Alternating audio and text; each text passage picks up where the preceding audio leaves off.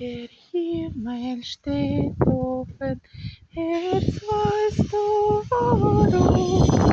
Hat Jesus gekämpft und geblutet darum. Wenn gleich deine Sünden so rot sind wie Blut, es machen die Wunden des Heilands sie gut. Und wenn du dich kränkest in Sorgen und Schmerz, egal ist dem liebenden Heiland ans Herz. Er leidet die Schmerzen, hilft tragen die Not.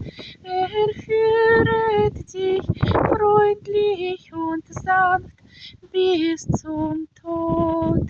Er führet dich freundlich und sanft bis zum